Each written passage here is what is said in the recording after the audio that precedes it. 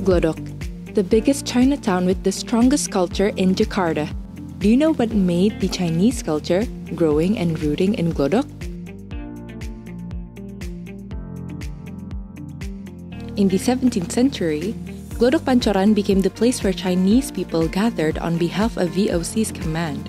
VOC took the decision due to security problems that occurred in the Chinese War in 1740 until 1743 in Java. But despite the other effects that happened, Glodok Pancoran bloomed into the center of Chinese culture until today.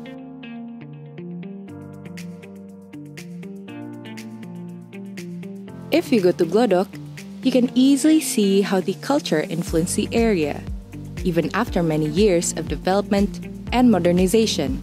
In fact, before we reach the main area, you can find an authentic, huge cultural heritage inside, Chandranaya, inside one of the famous hotel groups. And if you go forward a little more, you'll arrive in the biggest Chinatown.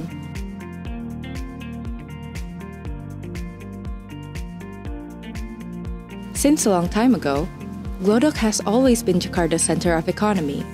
Until this day, we can still find a lot of wholesalers and retailers of various stuff.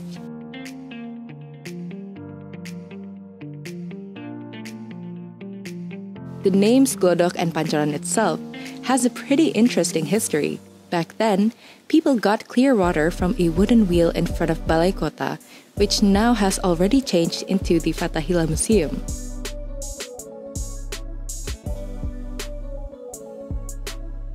Pancoran was originally from the word pancuran, and glodok was the glodok-glodok sound of the wooden wheel when it's spinning. Besides the economic side, Chinese culture also influenced the food there. You can easily find an aisle full of Chinese food. But before coming there, I want to visit an authentic food stall that has been operated by 3 generations and remains tasty until now. It's even featured in a famous movie. So, what kind of delicacy that's inherited from the Chinese ancestry in Glodok? Let's travel and eat around Indonesia.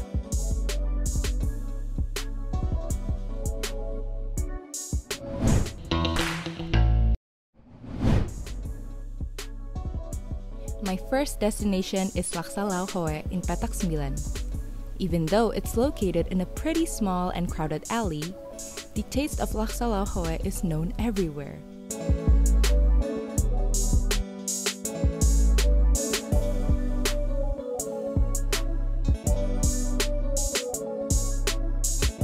Hi Eaters, I'm Reva and this is Eat Around Indonesia. Now we are here in Glodok, which is one of the districts that has a strong impact of Chinese culture. So we're here to find out what's the story behind it and most importantly, which place has the best food. So now in front of me I have 2 dishes and 1 drink, that is Bami Belitung, Laksa Bogor, and Lion Tea. So let's try it!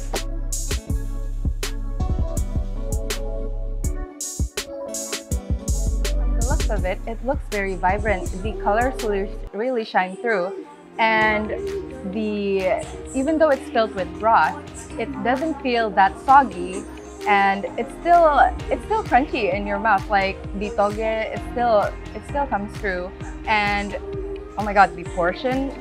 Look at it. I mean, I can get very full while just eating with this one bowl. So let's try the bami right now.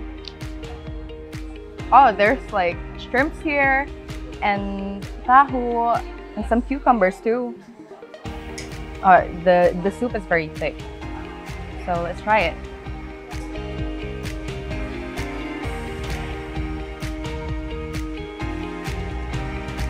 These 2 dishes really is the perfect food for when it's raining outside and you just want something warm, because when that got in my mouth, it feels very homey. And it's more thick than the laksa, but I don't know, the crunches and all of the textures just really comes together, like this krupuk. And I was very surprised to see some shrimps in here, and of course the portion is as big as the laksa, but If I had to choose between these two, I would still choose the laksa just because it's more flavorful and it's just a little bit more salty. So let's just wash it down with this lying thief.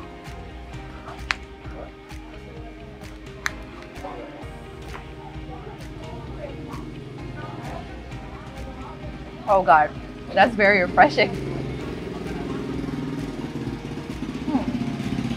This is very refreshing, even though I don't really like sweet things. And this is very perfect for me because it's not that sweet, and it's just perfect because it balances out all of the dishes right here because it doesn't overpower anything. So it's a really good drink to have with these kind of dishes.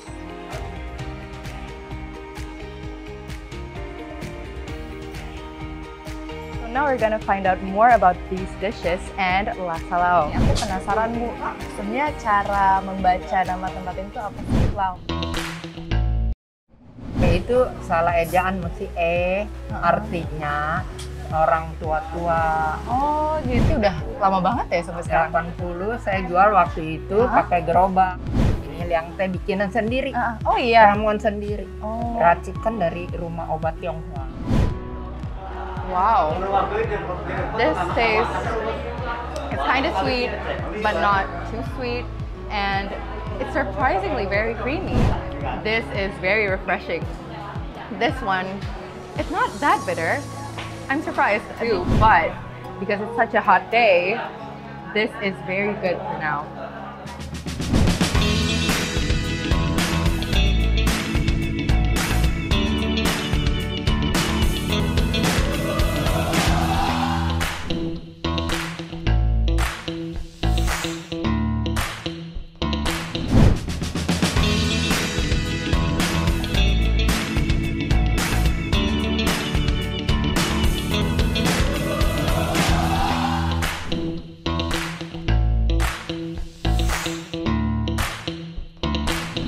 Halo Ibu, boleh tahu namanya siapa Bu?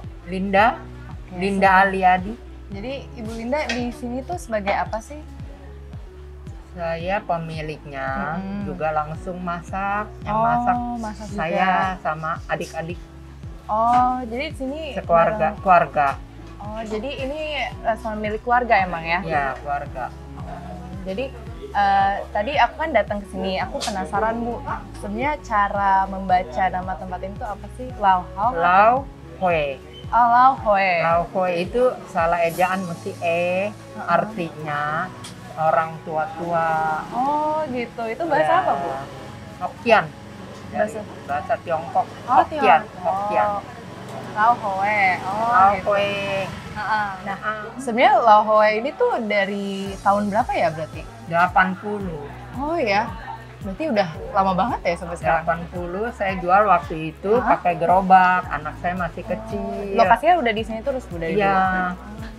Tapi nggak rame, nggak begini, sepi. Jadi saya ganti jual makanan, sayur matang, macam-macam. Nah, setelah anak saya dewasa, dia kerjanya sekolahnya di travel. Oh. Nah, mama terusin laksa, nanti saya robah. Jadi rumahnya dirobah di dalam, sayang ini belum boleh masuk. Iya. Model zaman dulu rumahnya. Dari sini WC juga semua juga zaman dulu. Bu, tadi kan saya udah nyobain 2 makanan ini nih. Nah, sebenarnya menu ini tuh sebenarnya hidangan dari mana sih ya? Laksa aslinya laksa Bogor, Cibinong dulu yang terkenal. Iya. Kalau bakmi Belitung, mertua saya orang Belitung. Oh, Penduduk gitu. asli Belitung punya bakmi. Kalau bakmi orang Chinese kan lain, pakai babi. Kalau dia kaldu sapi. Oh, oke. Nah, tadi saya ngerasain yang bakmi, ini ada kayak asem-asemnya gitu, itu tuh apa Bu? Oh iya, Dari itu apa ya? jeruk sonkit namanya. Sonkit. Nah, jeruk son asem. Oh, son asem. Kit jeruk ya, jeruk sonkit. iya. Biasanya kita bikin minuman juga buat adem. Untuk tenggorokan. Oh iya, berarti selain jeruk itu tuh hidangan misalnya yang ini deh, yang bakmi tuh sebenarnya terdiri dari apa aja sih? Bakmi tuh komponennya ada apa aja? Ya, bakmi, toge, tahu, kentang, ketimun, udang, bawang udang, emping. Iya, sebenarnya aku tadi kaget sih pas ngeliat ada udangnya soalnya jadi enak banget. Dan ini porsinya jadi juga banyak banget kan. Iya. Jadi enak, terus tadi juga kriuk-kriuknya pas gitu kan ya. Iya. Nah, kalau yang laksa ini gimana, Bu? Kalau laksa isinya dia bumbunya dari bumbu ayam goreng. Oh, dari bumbu ayam goreng. Isinya bihun, toge, ayam suwir, telur, kemangi, bawang goreng. Aku tadi ngerasain ini dua-duanya emang apa ya rasanya? Emang gurih banget ya. Kalau dia beda nih, jeruknya tuh? jeruk limau. Nah, itu bedanya apa tuh? Limau. Ini sebab makanan orang Bogor. Pakai jeruknya jeruk limau. Ada alasannya nggak sih, Bu, kenapa menu yang disediain tuh ini dua sama layang teh ini aja? Ini layang teh bikinan sendiri. Oh iya. Ramuan sendiri. Racikan dari rumah obat Tionghoa. Oh ya, ini enak soalnya nggak terlalu manis kan ya? Ya, nggak boleh manis, nggak pakai. Emang nggak boleh ya? Nggak pakai gula. Banyak gitu. orang nggak mau pakai gula. Nah, sekarang saya mau tanya lagi, Bu, sebenarnya apa sih alasan glodok itu punya pengaruh budaya Chinese yang sangat kental seperti sekarang nih? Gimana tuh? Ini memang dari dulu ya, yang saya tahu sejak nenek saya juga tinggal di sini. Selain penduduknya mayoritas dari orang Chinese, nah yang banyak buka toko obat itu yang bikin menarik orang banyak datang ke sini. Oh gitu. Kalau yang jual obat itu sensei yang dokter itu yang. Iya. Nah, adanya di sini. Semua di sini. Jadi Pancoran, Glodok. Iya. Nah, makanannya juga yang terkomplit sama barang sembayangan. Sini juga petak 9.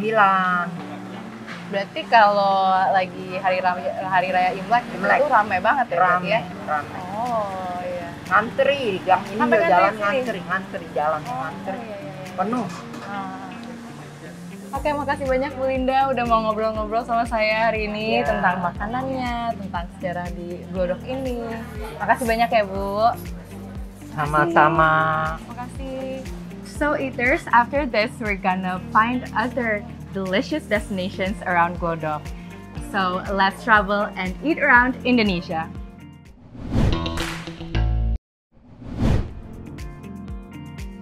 The next destination is located in the famous Chinese food alley, Gang Gloria, which is Kopi Es Taki. This legendary coffee shop is almost a century old.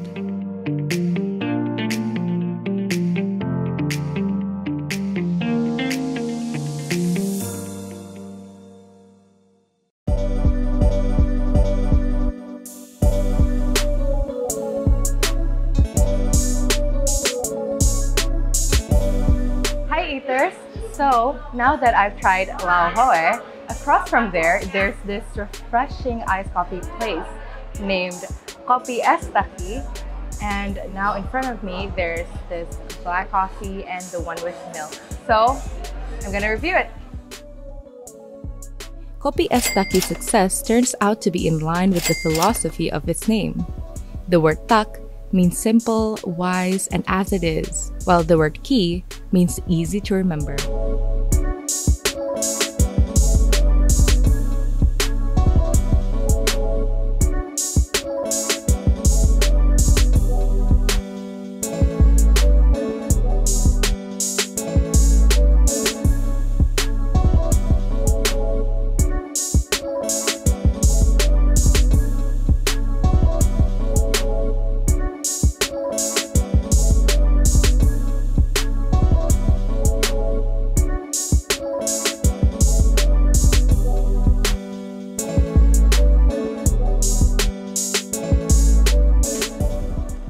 Wow, this tastes, it's kind of sweet, but not too sweet, and it's surprisingly very creamy. I think there's susu kental manis in here, and the aftertaste, it's got a little aftertaste. Wait, let me try it again. Yeah, it's very different from modern coffee, as some young people right now are searching for coffee shops everywhere, and yeah, as I've tried this one, it's very different because There's not a lot of variation here, but it's still it tastes very classic, and it's still very enjoyable. So now let's try the black coffee one. Oh wow, this is very refreshing. This one, it's not that bitter. I'm surprised because it's not even sweet, but it's not bitter, but it's very smooth. And wow, you can order the hot drinks here too, but because it's such a hot day, this is very good for now. It's so good. So now that I've refreshed myself, now we're going to the last destination in Glodok. So stay here and don't go anywhere. Oh, kalau di sini biasanya pada pesennya apa sih ya Pak? Kalau yang favoritnya gitu. Boleh deh Pak, boleh, saya mau satu ya. Boleh. Oke. Oh ini ikan Pak? Iya, ikan laut. Oh. Lontong, cumi. Ini bisa jadi snack. Dan bahkan tadi Bapak bilang bisa dipakai nasi juga ya? Nah, bahan bakunya itu langka, dan di semua pasar itu ada. Tapi emang ini sih yang berasa banget si ikannya ini. Enak. Itu bumbu kacangnya itu ada campuran lain. Oh apa tuh? Gimana tuh? Proses bikin ini sendiri tuh tadi Bapak bilang ada yang lama ya? Nah, apa sih yang bikin prosesnya lama? Kalau ini nih bisa apa aja. Oke. Coba saya cobain dulu ya. Boleh.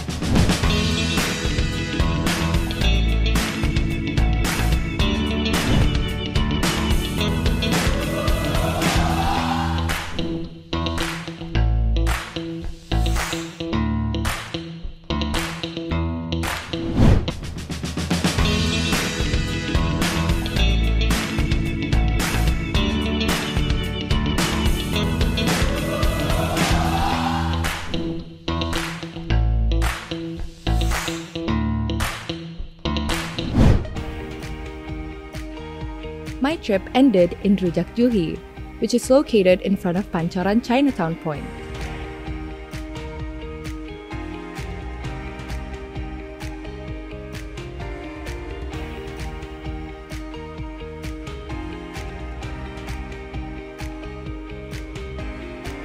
Halo Pak, Bapak namanya siapa? Firdaus. Pak Firdaus. Nah, Pak Firdaus tuh udah jualan rujak ini tuh udah berapa lama sih ya? 10 tahun. Kurang lebih 10 tahun ya? Oh, lah Bapak berarti di sini sendiri aja kah atau gimana? Tadi berdua. Oh, lagi pulang aja, lagi pulang kampung Maya sendiri. Iya. Oh, kalau di sini biasanya pada pesennya apa sih ya Pak? Kalau yang favoritnya gitu? Favoritnya ya rujak juga. Nah, boleh deh Pak, boleh, saya mau satu ya. Boleh. Oke. Welcome back, eaters. Now we arrived at Rujak Juhi, the last destination at Glodok. So you're gonna see a unique dish today. So let's go.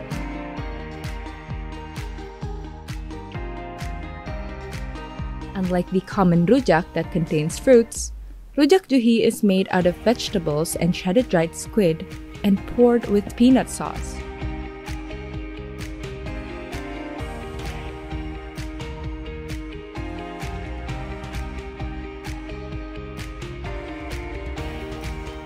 Pak Firdaus, jadi bisa dijelasin sedikit nggak nih di depan saya tuh hidangannya apa, terus di dalamnya tuh ada apa aja sih? Ya, kalau mulai dari sayuran ini sayuran itu ada selada, terus timun, selanjutnya kentang goreng, terus oh ada kentangnya juga tadi ya sini ya? Terus mie A1, terus kerupuk, terus emping. Terus ini ikannya ini dari itu. Oh ini ikan Pak? Iya, ikan laut. Oh. Lontong, cumi. Oh, cumi. Iya, cuma dikeringin. Oh, iya. Saya kira ayam tadi soalnya. Iya. Ikan. Oh ikan. Ikan sotong. Dikeringin terus diolah lagi, dikeringin baru diasapin, terus dikeprek. Itu prosesnya ya semua. Ya, terus digulung baru disuir-suir kayak gini. Nah, kalau ini tuh sebenarnya makanan khas mana sih ya Pak? Makanan khas Betawi. Oh, khas Betawi. Oh, oke. Nah, berarti sebenarnya yang bikin rujak ini beda dari yang lainnya itu gara-gara ikan ini ya? Si cumi ini ya? Atau apa? Ada ya perbedaannya kan dibilang rujak juhe karena ininya itu ikannya itu. Kalau ini nih bisa apa aja. Oke. Coba saya cobain dulu ya. Boleh. Nah.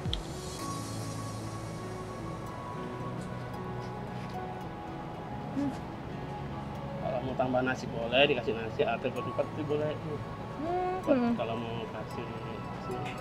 Proses bikin ini sendiri tuh tadi Bapak bilang ada yang lama ya. Nah, apa sih yang bikin prosesnya lama? Apa tadi ikannya ya? Ikannya ya, karena karena bahan bakunya itu langka, dan semua pasar itu ada. Nah, itu pun harus dipesan dari bangkai ikannya. Jadi proses terjadi ini lama, butuh waktu 2-3 minggu. Oh iya? Iya, dikeringin dulu. Lama banget ya ternyata ya? Iya. Ini tadi saya rasain, emang si ikannya ini kayak yang bikin asin ya. Karena tadi bumbu kacangnya pun ya kayak ya udah bumbu kacang, tapi emang ini sih yang berasa banget si ikannya ini. Enak. Itu bumbu kacangnya itu ada campuran lain. Oh, apa tuh? Gimana tuh? Udang ebi. Udang ebi itu prosesnya itu digiling halus, baru adonannya dicampur dengan kacang. Itu pun itu disangrai kacangnya dulu, kemudian dibikin halus, terus digoreng lagi. Jadi ini bisa tahan lama sampai 3 hari. Iya. Biasanya? Kalau misalnya ini tidak habis, kemudian dipanasin lagi. Oh iya gitu ya? Panasin, dihangatin. Jangan pakai kulkas, nggak bagus. Nanti rasanya berbeda. Oke. Nah, eaters, kalau yang tadi aku rasain di sini, ini tuh mie-nya juga nggak terlalu tebal ya, dan dia nggak terlalu kenyal yang susah dikunyah gitu. Jadi emang enak dan emang gampang buat dimakan sih. Ini bisa jadi snack dan bahkan tadi Bapak bilang bisa dipakai nasi juga ya? Bisa. Oh, oke. Ketupat atau ini lontong bisa. Tapi emang bakal kenyang banget ya pasti ya. Oke. Wah, enak banget. Makasih banyak Pak Firdaus sudah mau bikinin makanan enak ini dan mau ngobrol-ngobrol sama saya juga tentunya. Makasih banyak Pak. Saya lanjut makan dulu ya. Oke. I think a rujak will perfectly end my day. Let's try it!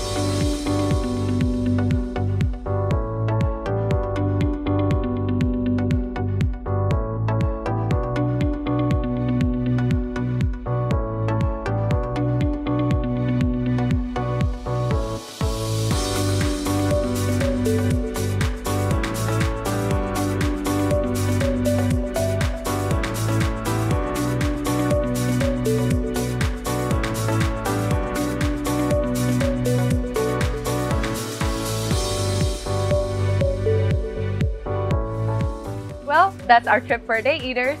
So keep on following our journey to different districts and gain new insights and recommended places to eat around Indonesia.